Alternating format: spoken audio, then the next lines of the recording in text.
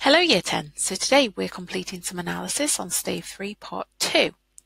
So as you learned last time we did an analysis lesson, your exam will require you to analyse extracts but also look at the novel as a whole, and today's lesson, like the last analysis lesson, will help you to do this. So today you're going to have a go at writing a 2-paragraph response. So our keywords for the lesson. So first of all, we have the word Christian. So believing in the teachings of Christ, such as looking after the weak and vulnerable and practicing charity. We also have the word morality. So morality is a noun. It means a sense of right and wrong. The word moral is an adjective that describes doing the right thing. So pause the video in a second. Try and use each of those words, Christian and morality, in a sentence about Dickens's message in the novel A Christmas Carol. Pause the video now and complete that sentence. Okay, Year 10. So the next thing we're going to do is we are going to turn to your context mind map, and we're going to read through the information on these next 2 slides and condense it down to 3 bullet points. So your context is this: child poverty in Victorian London. Poor children often had to work instead of going to school. Many worked with their parents at home or in workshops, making matchboxes or sewing. In the 1850s, 1 in 9 girls over the age of 10 worked as domestic servants for wealthy homes. So imagine that you are in year 5, year 4, year 5, and 10%, so 1 in 10 of your class suddenly disappeared. They weren't allowed to come to school anymore because they went to work in rich houses as servants. And as you go up into year 7 and year 9 and year 10, that number would increase. There'd be fewer and fewer of you left. So quite upsetting, isn't it, that someone so young could be taken out of education and put to work. Children could also earn a bit of money as chimney sweeps, messengers, or crossing sweepers, like the boy in the picture on the right.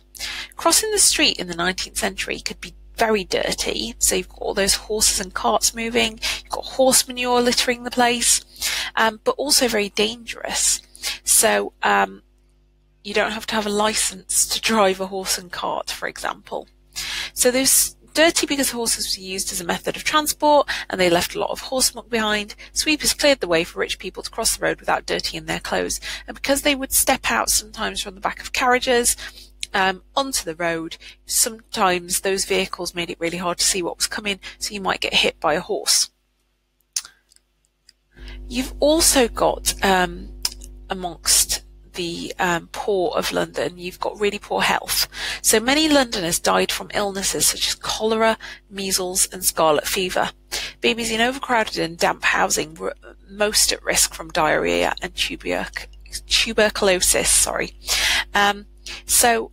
Queen Victoria's husband, Prince Albert, actually died of cholera.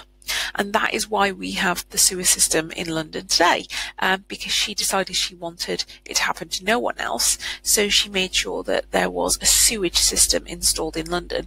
And that's why sometimes when there's roads closed in London, it might say, please bear with us, we are updating our Victorian sewage or water system. And when I moved into London in 2007, those signs were everywhere. So that is Queen Victoria's legacy: safe drinking and washing water. So because before all of those things were installed, there's a lot of diseases in the water.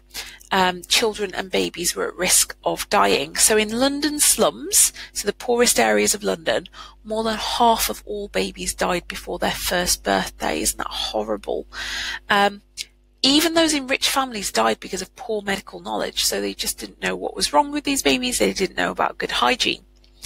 Parents could also die at a young age, so London had so many orphans, both rich and poor, and orphans who couldn't find a place in an orphanage or with family sometimes had to live on the streets, like in Oliver Twist, or in workhouses, which, as we know, were your absolute last resort. No one wanted to go to the workhouse and do back-breaking work.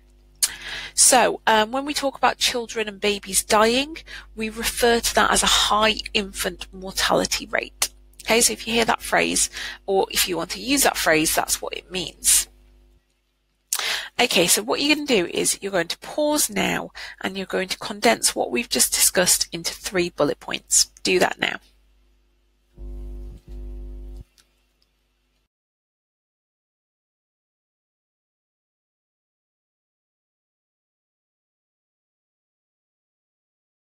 Okay, year 10. So hopefully most of you should still have space on your existing context mind map, but as for me, my book's a little bit smaller than yours, so I'm having to move on to a new page.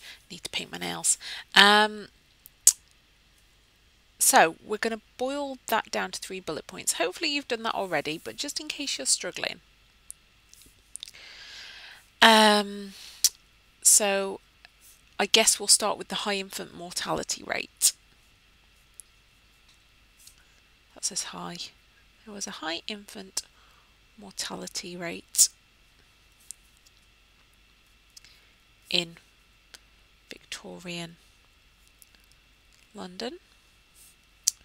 Half babies died before age 1. We've got 1 in 10 girls were in work by the age of 9. Many poor children worked dirty and dangerous jobs. Now, you might be wondering what's the point of this? How can I link this to the context of A Christmas Carol? Well, think about it. You've got a child like Tiny Tim. Now, for us to read this book, we would go, oh, so Bob Cratchit's got this child who's a bit sick, who's lame, he walks with a walking stick. That's sad. He was born that way. Well, no, he wasn't. And that's the thing. The conditions to live in Victorian London meant that children were often malnourished, underdeveloped, poor medical facilities, and actually people constantly lived in fear that their babies and their children were going to die before adulthood, well, before even the age of 1. And so most people either had or knew someone who had lost a child, and that kind of sadness is something that everyone could relate to. So when Dickens uses this poor, sickly boy who the ghost says will not last the next year in Stave 3, Dickens is really appealing to everyone's sense of empathy and their understanding of kind of the sadness of losing a child, and he wants them to want to prevent this. So that's why that context about the high infant mortality rate and illness in children is valuable. But I think it's also worth noting with the thing about children being in work, that actually childhood was not something that was protected like it is today. You have the right to be in free education until the age of 18. Some of you might even be able to get scholarships or bursaries to go to university beyond the age of 18. That is something you are entitled to. And these children at the age of 9 going into work, they're not entitled to an education. Education was not free. And they weren't entitled to be protected. If we found out, someone in year 7 was working a job on the side of coming to school, we'd be constantly and very quickly asking questions about how, whether this child is protected. It's just not on that children should be working. So children in the Victorian era didn't benefit from the same protections and the same laws. Now we've got our context, let's have a look at what an exam question looks like. So yesterday we talked about looking at 2 moments over the play. So Scrooge at the start, Scrooge in the middle. So now what we're going to do is we're going to look at the whole exam question and what that kind of looks like. So There is a link to a podcast at the top of the page. If you could have a quick listen to that, please. And pause now. Okay, so this is your extract. Read the following extract from Stave 3 of A Christmas Carol and then answer the question that follows. In this extract, the Ghost of Christmas Present shows Scrooge the Cratchit's family's Christmas celebrations. I did not understand that phrase until then. Oh, a wonderful pudding, Bob Cratchit said, and calmly too, that he regarded it as the greatest success achieved by Mrs. Cratchit since their marriage. Mrs. Cratchit said that now the weight was off her mind, she would confess she had her doubts about the quantity of flour. Everybody had something to say about it, but nobody said or thought it was at all a small pudding for a large family. It would have been flat heresy to do so.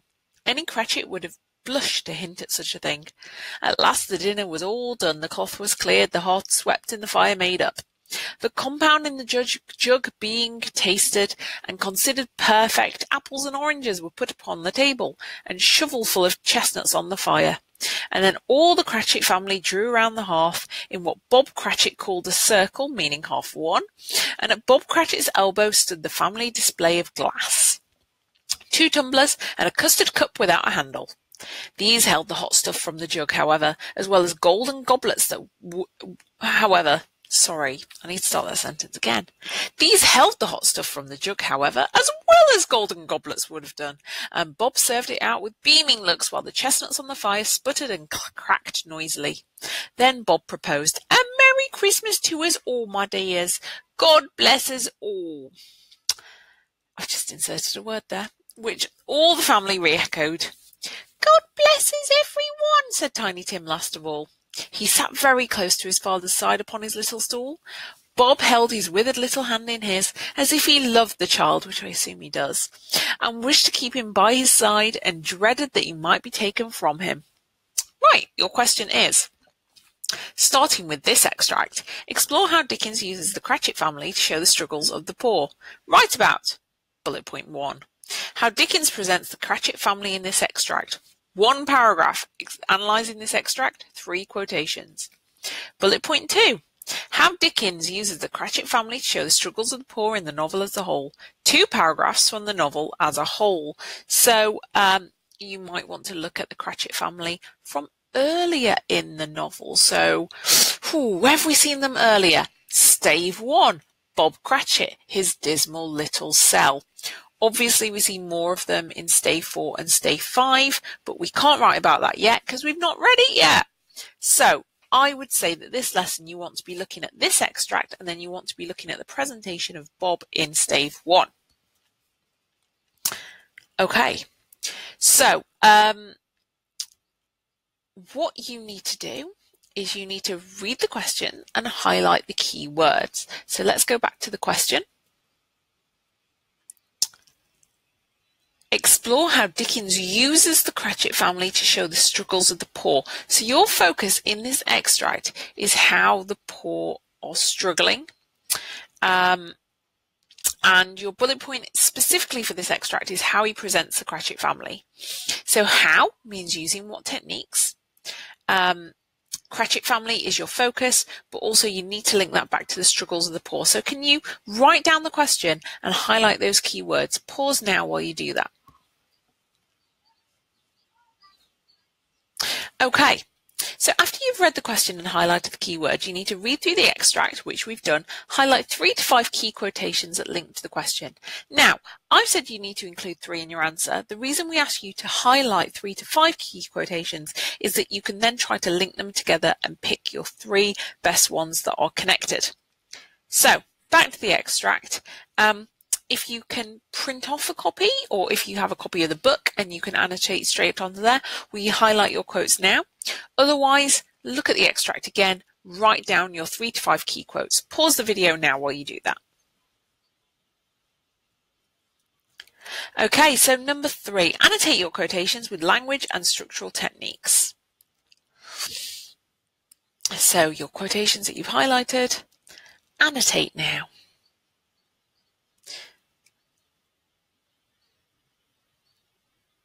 So for example, if you're struggling, as well as these held the hot stuff from the jug, however, as well as golden goblets will have done.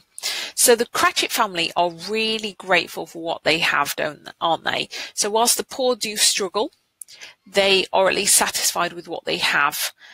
So they are grateful for what they have been given.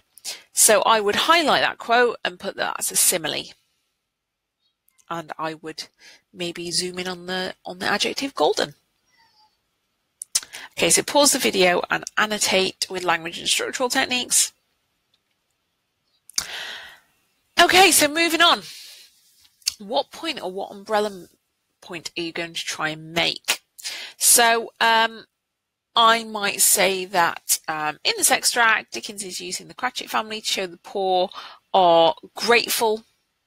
They are good, Christian, moral people who show gratitude for what they have.